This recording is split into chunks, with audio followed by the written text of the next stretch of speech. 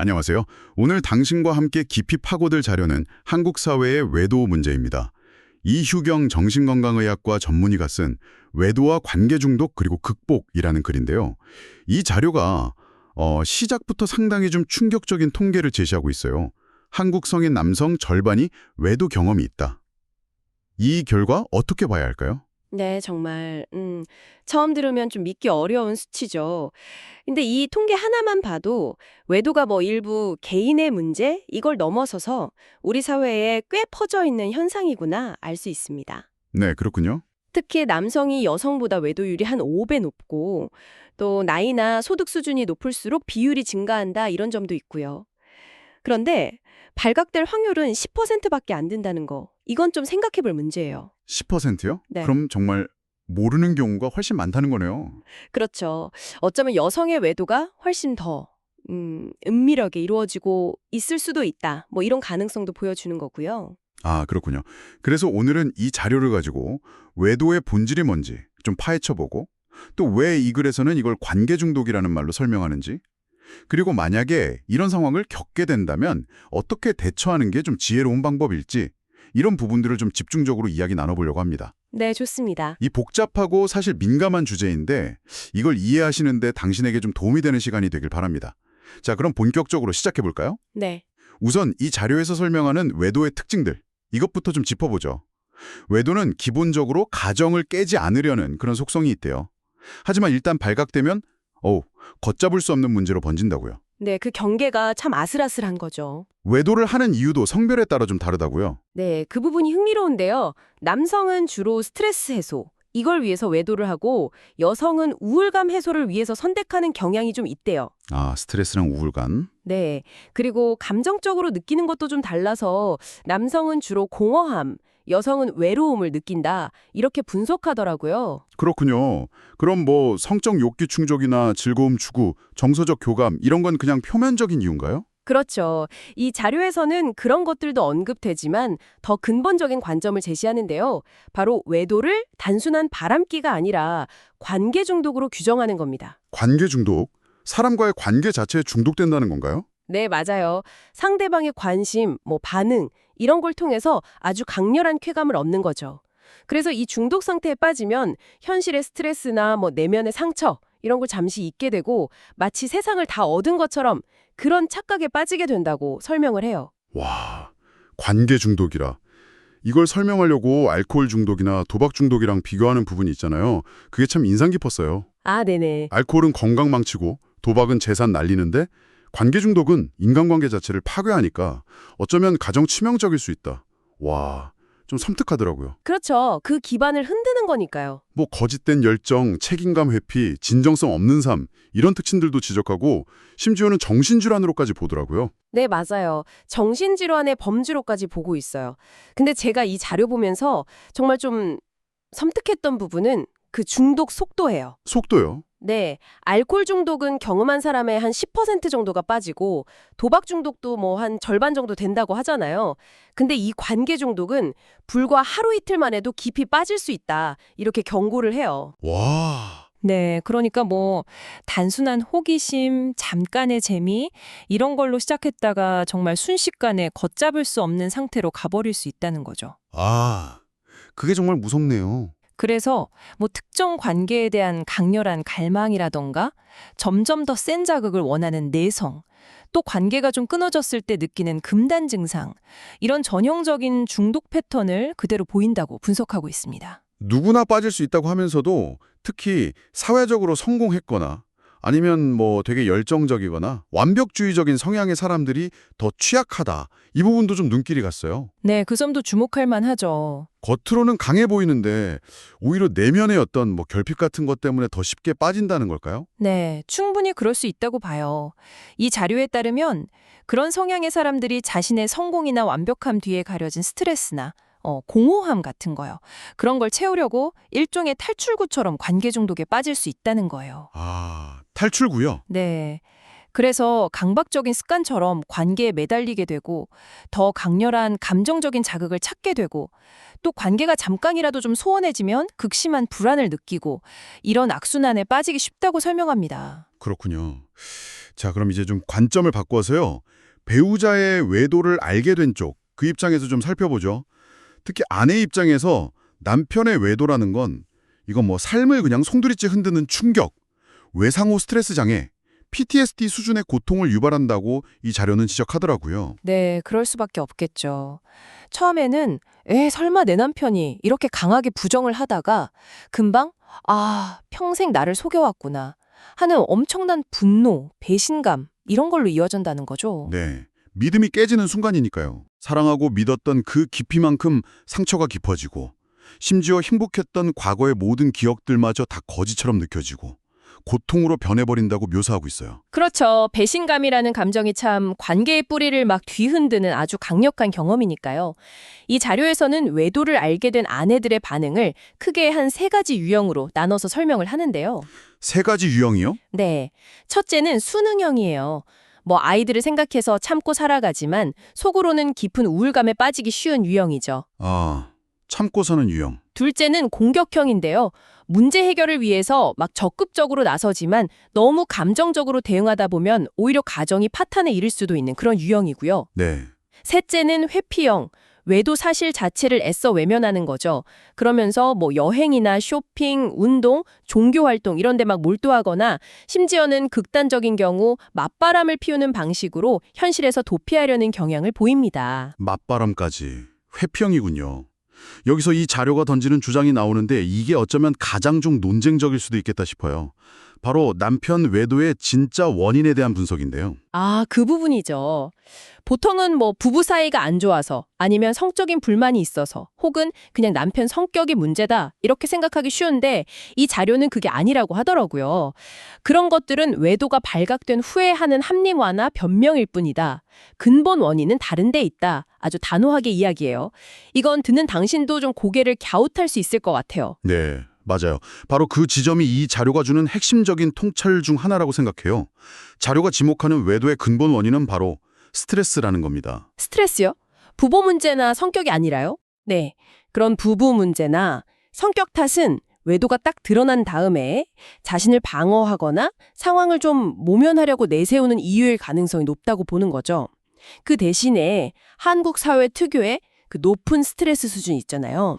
그리고 개인이 알게 모르게 안고 살아가는 그 마음의 상처들, 이런 것들이 외도라는 행동의 뿌리에 자리 잡고 있다. 이렇게 분석하는 거예요. 사회적인 스트레스, 개인적인 상처, 이게 원인이다. 네. 그래서 과도한 스트레스에 시달리는 남성, 그리고 깊은 상처를 가진 여성이 어쩌다 서로에게 끌리면서 중독적인 관계에 빠지기 쉬운 그런 사회적, 심리적 환경이라는 시각인 거죠. 그리고 외도하는 남성이 있다면 필연적으로 그 상대가 되는 외도 여성이 존재한다는 그 현실도 같이 짚어주고요. 그렇죠. 혼자 하는 건 아니니까. 네. 결국 외도라는 게 한 개인의 도덕적인 해이, 이걸 넘어서서 스트레스와 상처라는 더 큰 맥락 안에서 이해해야 할 문제다. 이런 관점을 제시하고 있습니다. 그렇군요. 그럼 이렇게 충격적이고 복잡한 외도 문제에 딱 부딪혔을 때 어떻게 대처하는 게 현명할까요? 이 자료가 아주 구체적으로 3단계 접근법을 제시하고 있거든요. 자, 한 단계씩 좀 차근차근 풀어보죠. 첫 번째 단계가 천천히 대응하라입니다. 외도를 일종의 정신질환, 그러니까 관계 중독으로 보고 감정적으로 막 서둘러서 대응하지 말라고 아주 강력하게 조언해요. 네, 2단계에서 제일 강조하는 게 속도 조절이에요. 외도 사실을 알게 된 그 충격과 분노 속에서 섣불리 용서하거나 아니면 반대로 막 즉각적인 응징에 나서거나 혹은 주변 가족이나 친구들한테 알려서 일을 치우거나 이런 걸 다 경계해야 한다고 말합니다. 네, 성급하게 행동하지 마라. 네.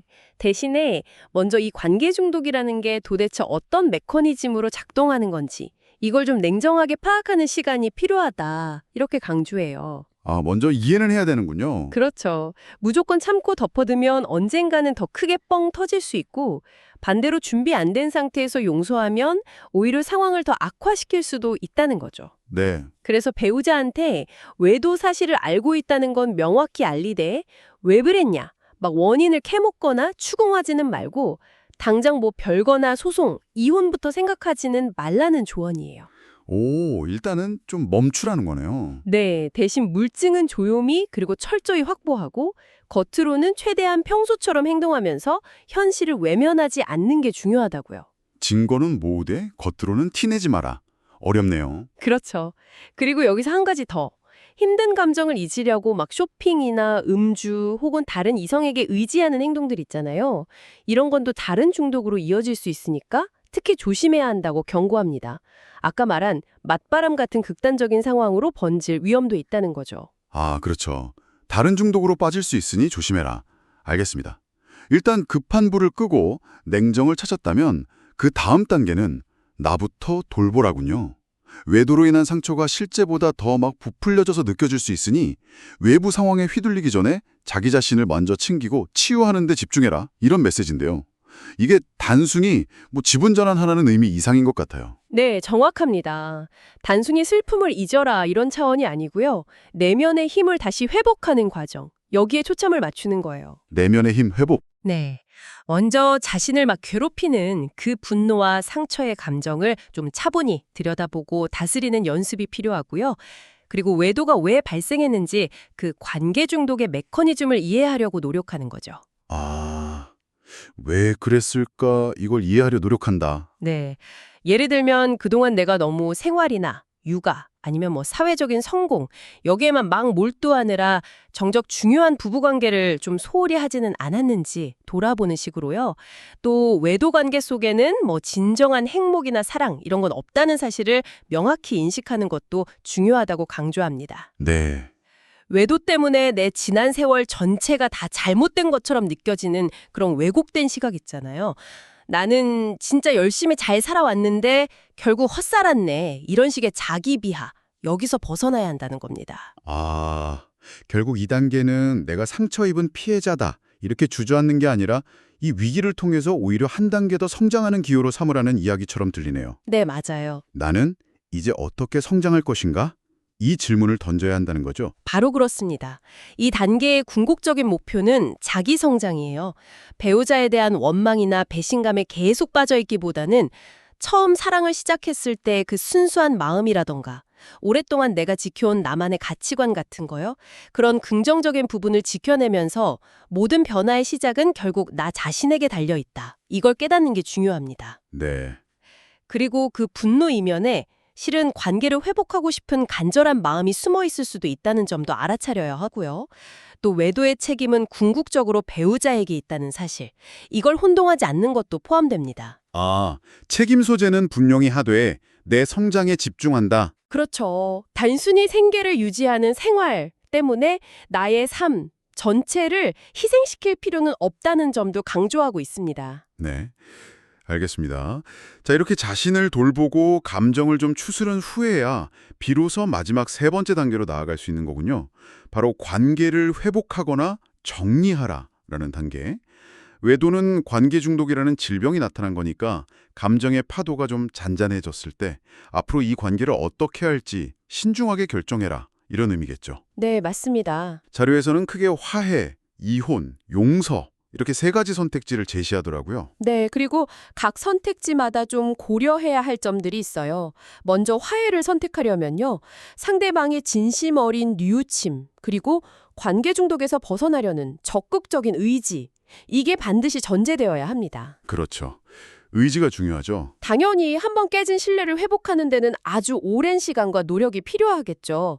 하지만 이 고통스러운 갈등을 두 사람이 함께 잘 극복해낸다면 이전과는 비교할 수 없는 더 깊고 진정한 사랑에 이를 수도 있다. 이렇게 이 자료는 이야기해요. 와, 더 깊은 사랑이요. 두 번째, 이혼은 혼자서도 경제적으로나 정서적으로 살아갈 수 있는 준비가 되었을 때 그때 당당하게 선택할 수 있는 길입니다. 네, 준비가 필요하군요. 이때 중요한 건 헤어지는 과정에서 배우자나 그 외도 상대를 일방적인 악인으로 만들 필요는 없다는 점이에요. 아, 악인으로 만들지 마라. 네, 그렇게 하는 것이 결국 자기 자신에게도 상처로 돌아올 수 있다는 거죠. 이혼 후에도 상처 회복에는 당연히 시간이 걸리겠지만 그 아픔을 잘 통과하고 나면 진정한 행복을 찾을 수 있다고 보고요. 네, 마지막으로 용서는요, 상대방을 위해서라기보다는 궁극적으로 나 자신을 위한 선택이라고 설명해요. 나를 위한 용서. 네. 관계 중독에 막 쏟아졌던 그 부정적인 에너지를 이제 가족을 향한 긍정적인 열정으로 전환시킬 수 있다는 거죠. 깊은 슬픔을 넘어서면 진정한 깨달음의 경지에 이를 수 있다 이렇게 보면서 성경 구절을 인용하기도 해요. 7번씩 70번이라도 용서하라는 권면을 덧붙이면서요. 아, 성경 구절까지? 네. 그래서 이 모든 선택이 결국은 관계의 위기를 자기 성찰과 성장의 동력으로 삼는 과정으로 이어질 수 있다. 이렇게 해석할 수 있습니다. 어느 길을 가든 충분히 감정이 정리되고 자신을 돌본 후에 내리는 결정이어야 한다는 점을 거듭 강조하고 있는 거죠. 오늘 저희는 이후경 전문의의 글 외도와 관계 중독 그리고 극복을 통해서 외도라는 참 무겁고도 현실적인 문제를 다각도로 살펴봤습니다. 외도를 단순한 개인의 일탈이나 바람기 이렇게 보는 게 아니라 관계 중독이라는 질병의 관점에서 접근하고 그 뿌리 깊은 원인을 사회적인 스트레스와 개인의 내면적인 상처에서 찾는 시각. 이게 특히 인상적이었습니다. 네, 맞습니다. 그리고 외도라는 그 엄청난 위기 상황에 딱 직면했을 때 즉각적으로 감정에 막 휩쓸려서 반응하기보다는 의식적으로 시간을 가지고 좀 차분하게 대처해야 한다. 그리고 그 과정에서 무엇보다 자기 자신을 먼저 돌보고 회복하는 게 중요하다는 조언. 이건 정말 꼭 기억해 둘 만한 지혜라는 생각이 들어요. 네, 화해든 이별이든 혹은 용서든 그 최종적인 선택은 결국 자기 자신을 위한 성장과 치유의 과정이 되어야 한다. 이 메시지가 참 강하게 와닿았습니다. 네, 그렇죠. 네. 오늘 나눈 이야기들이 혹시 외도 문제로 고민하고 계시거나 혹은 이 문제에 대해 좀 더 깊이 이해하고 싶은 당신에게 조금이나마 새로운 관점과 생각할 거리를 제공했기를 바랍니다. 네, 이 복잡한 문제를 이해하는데 조금이나마 도움이 되셨기를 바랍니다. 자, 마지막으로 당신에게 한 가지 질문을 던지면서 마무리할까 합니다. 이 자료는 외도의 핵심 원인 중 하나로 스트레스를 지목했잖아요. 네, 그랬죠. 그렇다는 이 문제는 단순히 개인적인 차원을 넘어서 우리가 살고 있는 이 사회의 구조적인 압박이나 경쟁 문화 같은 것들이요.